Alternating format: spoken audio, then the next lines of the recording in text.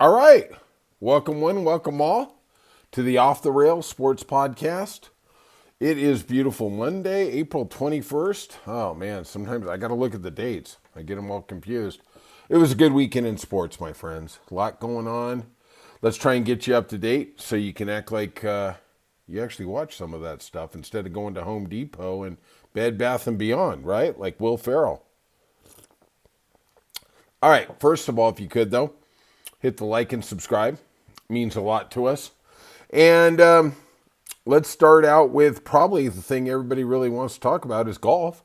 Justin Thomas won a playoff at the RBC. Nice to see him bouncing back from maybe not the most productive Masters. It was a really good tournament. Rory McIlroy wasn't there. Scotty Scheffler got a top 10.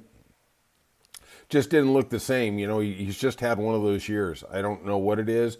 I don't know if it's the injury. Maybe it's still affecting him from December. I don't know. He got on a roll and then he just kind of falls off. He doesn't put the foot down like he used to. Let's talk a little college football. Quarterback Nico Iamaleava from the University of Tennessee, who wanted $2 million more on his NIL deal, and they held the line and said no thank you, even though he got him to the college football playoff, transferred to UCLA. They just gave $3 million to Dent in the college basketball portal, so it's interesting to find out how much that he actually got. He's a Long Beach kid. He's coming home. We'll see how that all works out. Let's talk about what happened in the NBA on Sunday. Quite a busy day, quite a busy weekend. Seems like, let's get to the NBA scores. Come on, John. These people don't have time to wait. The Thunder smashed the Grizzlies, 131-80. I think it was the fifth biggest differential in the history of the NBA playoffs. They just smashed them. I mean, what are you going to say? It was like they were playing against the kids. It was like Kramer and Seinfeld kung fu and the little kids.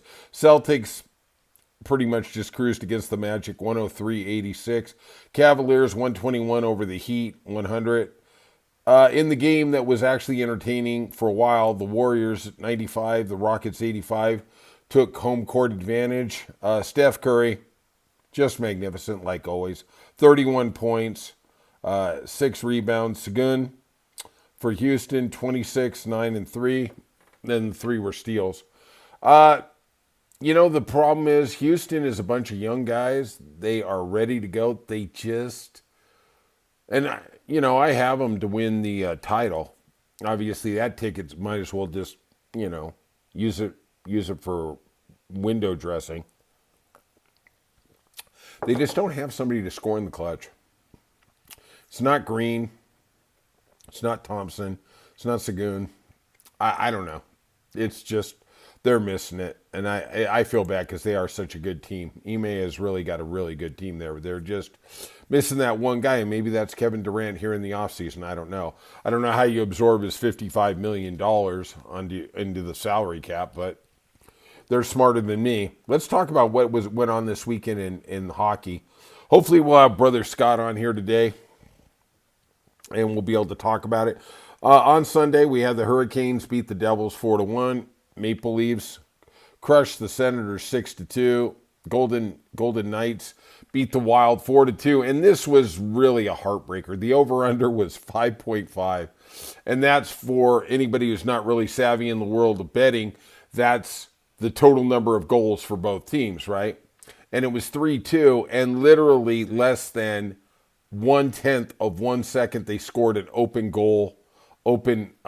goal. And they reviewed it. They reviewed it literally for 5-6 minutes. It was still 3-2. And then the NHL came down and said, no, he scored in time, 4-2. Oh, my gosh. Yeah. All those people who had the under, sorry. No soup for you. No soup for you. Oh, man. I'm telling you, that's why I'm glad I don't gamble for a living. That's some sick stuff. On Saturday, though, we had the Winnipeg Jets taking care of the Blues, 5-3. But I'm telling you, the Blues were in this game. They were up 3-2 going into the last period. Man, they had it. They had this game. They let it go. Winnipeg won it. But I think the Blues are going to be a lot more competitive in that series than anybody wants to give them credit for. And the Avalanche, I was texting Scott. Avalanche beat the Stars 5-1. And he was in a casino in Oregon, PNW like he calls it. And he was saying that they became the Cup favorites. That they think they were plus 650 before the game. I think they were plus 800, plus 900. And the Stars went from about that to plus 18-1. Let me tell you something. This is just one game. And like Scott said last week, pretty much if you're the road team, you've got to win 2 in their place. You know, because Dallas is going to win 1 in Colorado. They absolutely unequivocally are. I don't know, you know. I mean, the Avalanche look like the better team, don't get me wrong, but Dallas is good. You know, maybe they just had an off game, you know. Maybe the hookers didn't come over. I don't know. Whatever. All right.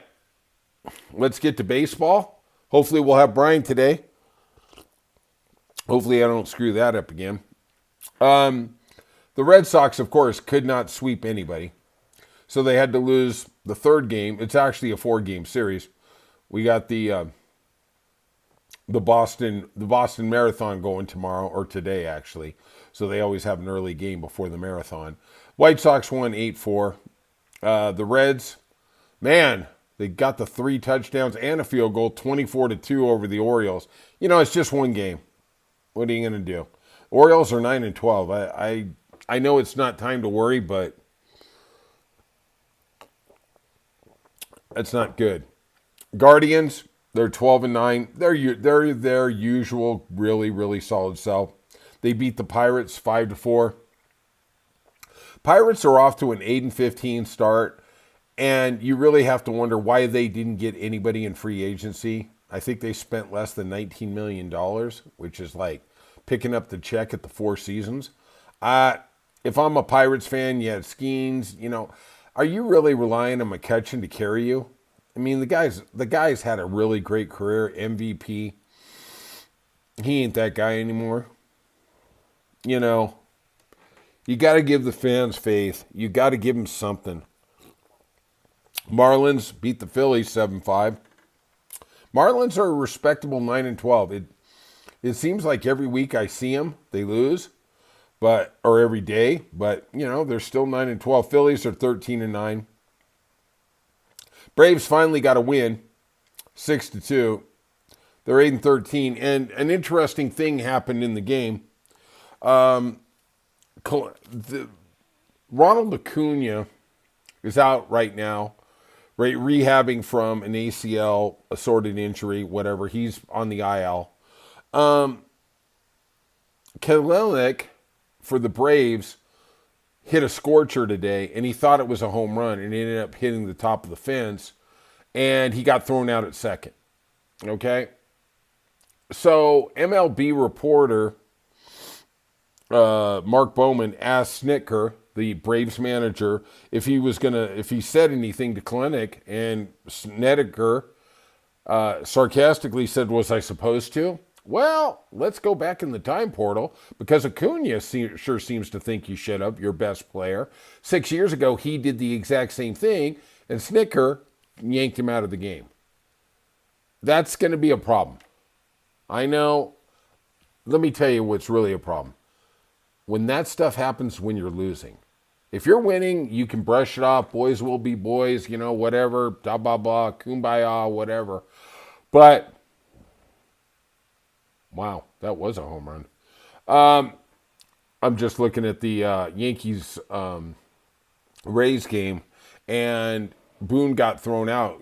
Judge hit the ball. My God, it was 20 feet inside the foul pole, and they called it foul. Oh, my gosh. How did they blow that on replay?